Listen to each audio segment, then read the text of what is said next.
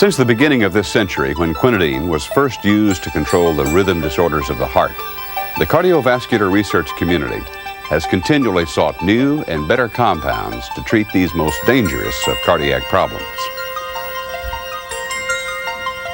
Bristol Laboratories now proudly introduces the most recent product of that research, Enkaid.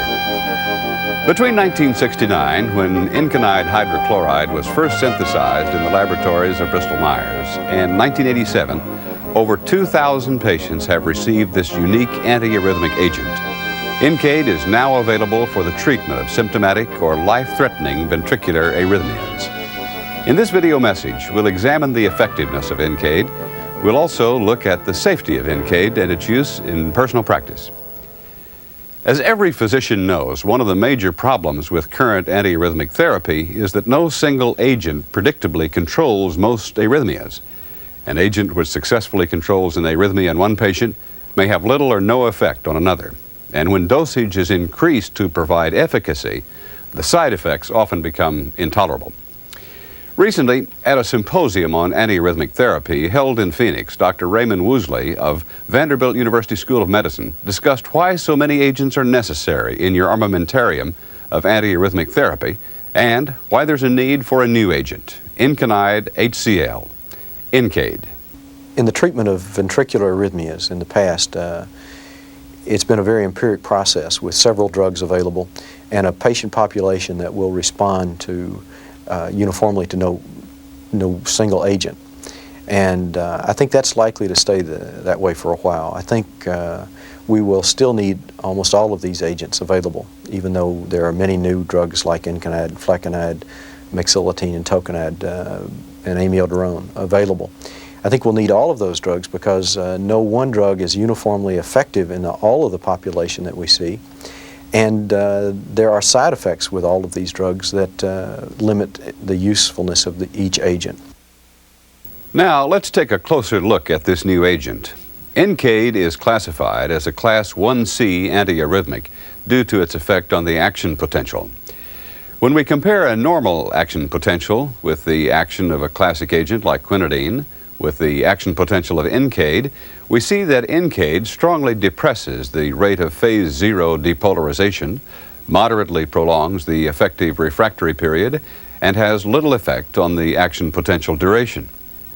Specifically, Enkaid is a sodium channel blocker with demonstrated efficacy in treating symptomatic, non-sustained ventricular tachycardia and frequent PVCs when therapy is considered appropriate, and in life-threatening ventricular arrhythmias such as sustained VTAC.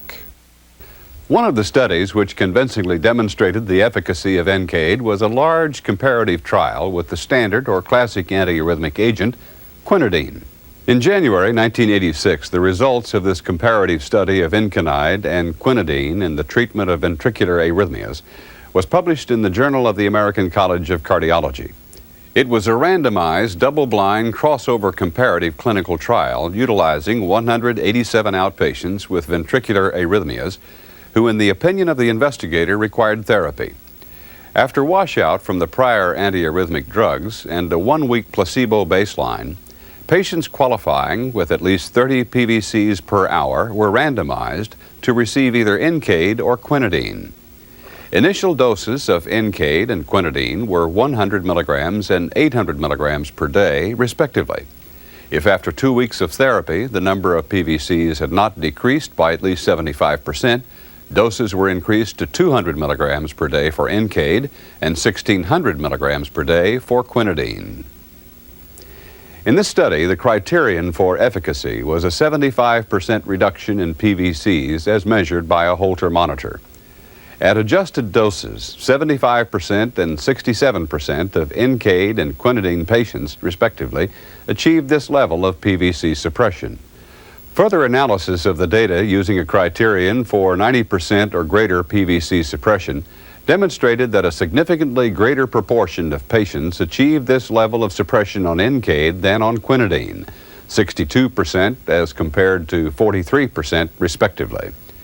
For patients with symptomatic non-sustained ventricular tachycardia, Enkaid again was more effective than quinidine. After dose adjustments, 70% of Enkaid patients experienced complete suppression of their non-sustained VTAC compared with 47% of quinidine patients. This comparative study also demonstrated Enkaid's low incidence of side effects. As you know, the most commonly occurring side effect with quinidine is diarrhea. The results of this comparative study supported that finding. 39% of patients experienced diarrhea while on quinidine.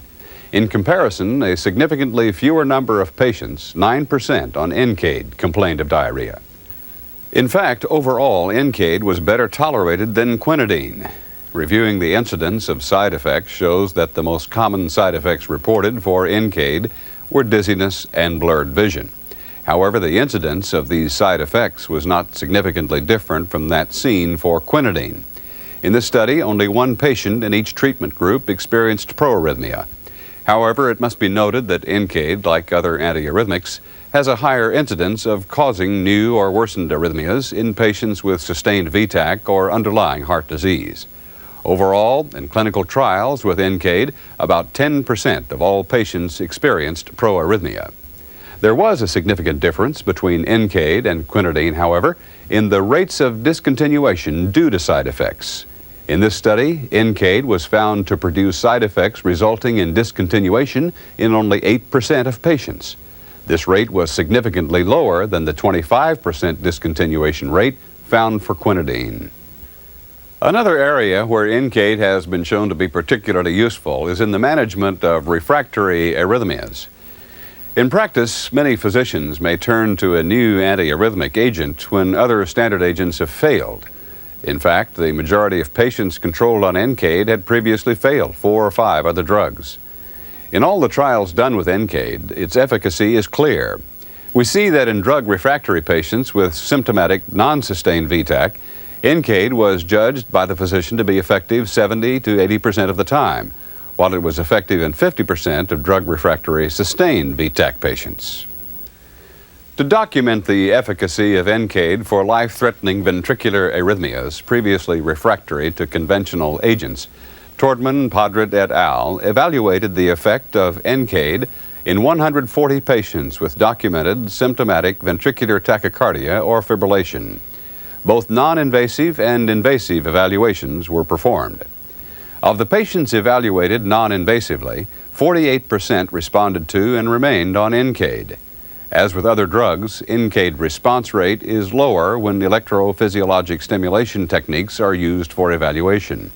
30% of previously drug-refractory patients were rendered non-inducible while receiving Enkaid, a rate similar to that for other antiarrhythmic drugs. Dr. Philip J. Padret of the Harvard School of Public Health, Boston, summarized the effectiveness of Enkaid in the treatment of refractory patients. I think that it is an excellent drug for suppressing ventricular arrhythmia. In our experience with patients who have more serious ventricular arrhythmia, that is, runs of ventricular tachycardia or a history of sustained ventricular tachycardia or ventricular fibrillation, like other drugs, it is effective in between 40 and 50% of patients. These are all patients who have been refractory to conventional drugs. Of course, if an antiarrhythmic agent is not effective, it is discontinued so that another medication may be tried. With Enkaid, this discontinuation rate is low, and the majority of discontinuations occur during the first few weeks. If we look first at all the non-sustained VTAC and PVC patients who have taken Enkaid, over 750 patients, we see that there were very few discontinuations over 4 years of therapy, approximately 10%, with most occurring during the first few weeks. As you might suspect, discontinuations due to ineffectiveness were greater for life-threatening ventricular arrhythmias. It's comforting to note that in these types of patients, the greatest number of failures again occurred during the first few weeks of therapy, so another drug could be tried immediately. Approximately 30% of the over 500 life-threatening ventricular arrhythmia patients discontinued within the first month. After these first discontinuations, less than 5% of patients discontinued over the next 4 years. One of the major problems with current antiarrhythmic agents is their tendency to produce side effects that can prevent a patient from continuing an effective therapy. Upon reviewing data of over 1,200 patients treated for ventricular arrhythmias, we see that Enkaid's side effects of dizziness and blurred vision rarely occurred within the recommended dosage range of 25 milligrams TID to 50 milligrams QID. In fact, the incidence of these side effects did not increase significantly until the dosage exceeded 200 milligrams per day. Those patients who did exhibit side effects generally did so early on, within the first few weeks of therapy. Once patients demonstrated they could tolerate Enkaid, most often they were able to stay on it for a long time. Overall, only about 10% of all patients studied discontinued Enkaid therapy due to some type of side effect, though many of these patients had been on therapy for more than 4 years. As Dr. Eric Prstowski of Duke University recently discussed, very few of his patients on Enkaid therapy developed late-occurring side effects. Unlike quinidine-induced thrombocytopenia and the very high dropout rate of Pronestal over time, Enkaid has almost no long-term side effects. We have patients on Enkaid now for 4 and 5 years, and they're on the same dose that they were on when they went home. We don't have a patient in our series who's developed any significant non-cardiologic side effects over time. So when you get a person controlled and you send them home on the drug, they are most likely going to be able to stay on that dose for a long period of time without late side effects. Another concern when choosing an antiarrhythmic drug is the effect it may have on cardiac output. Some of the other oral antiarrhythmics produce negative inotropic effects, which can worsen or cause congestive heart failure. Hemodynamic studies with Enkaid showed that there are no changes in cardiac performance. Enkaid does not alter left ventricular ejection fraction, cardiac or stroke volume index, pulmonary capillary wedge pressure, peripheral blood pressure, or exercise tolerance. In a study conducted by Dr. Magda H. Sami of the Royal Victoria Hospital in Montreal, it was reported that patients with severe CHF were effectively controlled by Enkaid with no worsening of their clinical congestive heart failure. At a recent symposium, Dr. Sami commented on the safety of Enkaid in patients with congestive heart failure. If you're talking about oral Enkaid, I think it is probably one of the least, one that has the least negative inotropic effects of all the antiarrhythmic agents, including the old ones, the class 1A agents, but also the class 1B, mexillatine, tokenide, and the class 1C agent, lorcainide and flecainide. The studies that we've published and on Enkaid and several other studies that have been published looking at the negative inotropic effects of other newer class 1 agents suggest that I would pick Enkaid as the safest one for patients with heart failure. In 1,245 patients studied on Enkaid, there was a less than 1% incidence of CHF. Enkaid, nevertheless, should be used cautiously in patients with CHF or congestive cardiomyopathy. Over the past few years, physicians have voiced concerns about the proarrhythmic effects of antiarrhythmic drugs. Enkaid, like other antiarrhythmic agents, can cause new or worsen existing arrhythmias. Indeed, some early reports indicated that proarrhythmic events might be more common with Enkaid than with other antiarrhythmic agents. Dr. Jeffrey Anderson of the University of Utah addressed this issue at a recent AHA symposium. Proarrhythmia has been reported in patients receiving Enkaid. During initial human testing, when starting doses were high and dose escalation more rapid than what is now recommended, the incidence of proarrhythmia was high. When proper dosing and titration schedules were subsequently elucidated and followed, the incidence of proarrhythmia fell dramatically and is now known to be comparable to the incidence with other class 1 agents. More recent studies show that the incidence of proarrhythmia with recommended dosing is 5%. In all 1,245 patients studied, including those dosed significantly higher and titrated more rapidly than recommended, the incidence was 10%. In those patients with no history of VTAC or clinical heart disease, the percentage drops to 3 to 4%. In fact, proarrhythmias develop most often in patients with a history of sustained VTAC and severe left ventricular dysfunction, 17%.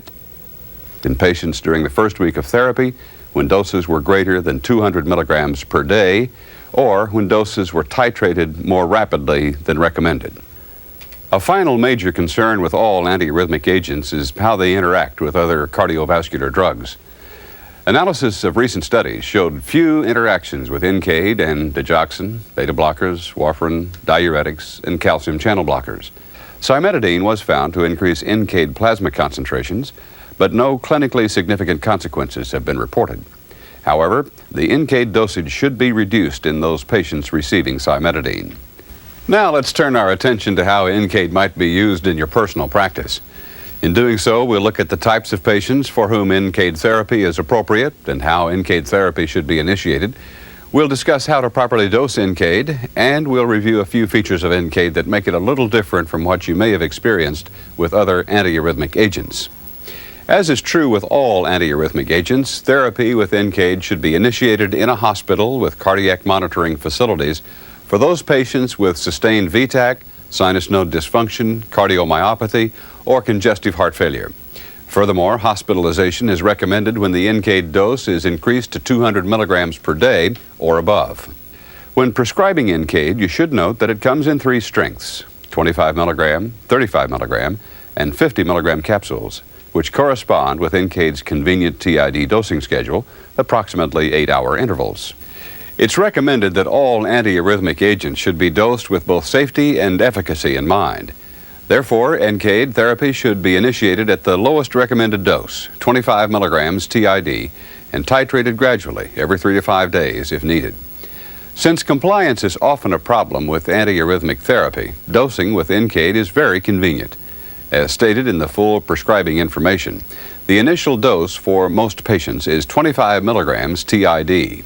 If required, the first incremental increase should be to 35 milligrams TID. If a second incremental increase is required to achieve efficacy, the dose should be increased to 50 milligrams TID. The maximum recommended dose for most patients is 50 milligrams 4 times a day. For patients with hepatic disease or severe renal impairment, the dose and/or dosing increases may require adjustment. In addition to the easy-to-remember dosing schedule, your patient should find it helpful that with Enkaid there are no adjustments in dosing required for meals. One of the differences you'll find with Enkaid compared to antiarrhythmic drugs you've previously used concerns plasma levels.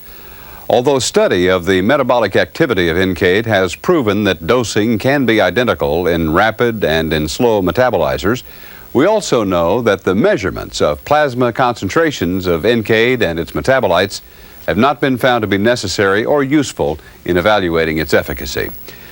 Dr. Donald C. Harrison of the University of Cincinnati amplifies on this point. I find plasma level monitoring not very effective in a drug that has active metabolites unless you can precisely define the ratio of activity of the metabolites to the parent drug and measure the concentration of the metabolite plus the drug and then appropriately weight them. And for that reason, I don't think in Enkaid, from the general use, that plasma level monitoring is going to be necessary or very helpful. One method many physicians use to measure the effectiveness and toxicity of an antiarrhythmic agent is to compare the ECG of a patient prior to therapy to one during therapy. With Enkaid, QT prolongation is a function of QRS prolongation and not JT prolongation, unlike what is sometimes observed with quinidine. The PR and QRS increases are dose-related and a function of Enkaid pharmacology. Therefore, unlike quinidine, Enkaid ECG changes do not indicate toxicity, nor should they be used to predict efficacy. However, caution should be exercised if the QRS interval becomes greater than 0.18 seconds or the PR interval becomes greater than 0.28 seconds. In summary, you'll want to add Enkaid to your antiarrhythmic armamentarium because it provides a safe and effective alternative to quinidine in the treatment of symptomatic ventricular arrhythmias. A Bristol Laboratories representative will be contacting you soon to provide you with more information about Enkaid, answer your questions, and offer you samples so you can evaluate Enkaid in your practice. Or you may send us the sample request card included in this mailing.